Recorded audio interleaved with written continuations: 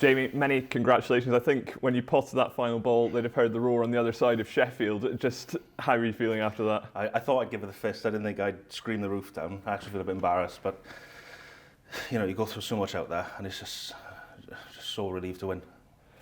It's obviously especially a big amount on the line for you this week with your tour survival. That now I think puts you on the verge of pretty much staying on. How difficult has the build up to this event been? It's been alright. I've had sort of about 10 days up here practicing. I don't know, I was sort of 55, 56 provisionally coming into the tournament, and I think everyone's looked at the provisional rankings and everything, and more or less most of the people who were sort of behind me, they were all winning. So I knew I had to win a game before coming here really to stand a chance. But I'm still not guaranteed to be qualified, but I'll give myself a good chance. So. And I suppose that celebration out there showed just how much it means to you to be a super professional. But I mean, try and put it into words yourself.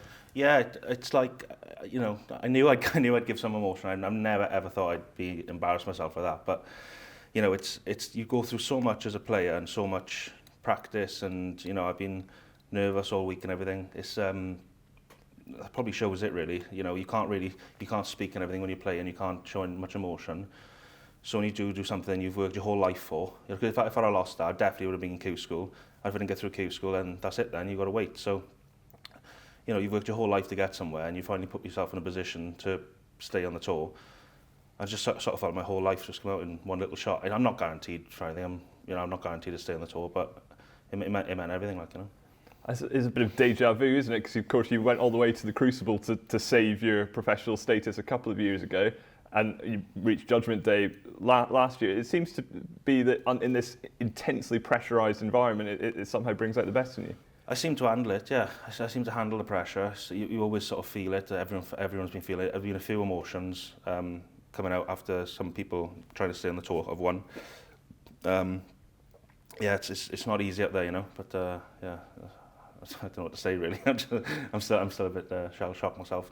What are these qualifiers like? I mean, you're probably better positioned to tell us than anyone. What are these qualifiers like compared to any other event? It's unique, isn't it? Well, yeah, you've got obviously this is the World Championship, and if you get beat, you've got 2 or 3 months to wait. Obviously, no income or anything to wait until your next tournament. So you've got and it's the World Championship. It's just everything all into one. And there's a couple of people here probably will fall off the tour this year and may never come back. And there's some people who will have the run of their life, and some people, it's the last one of the season. It's the World Championship.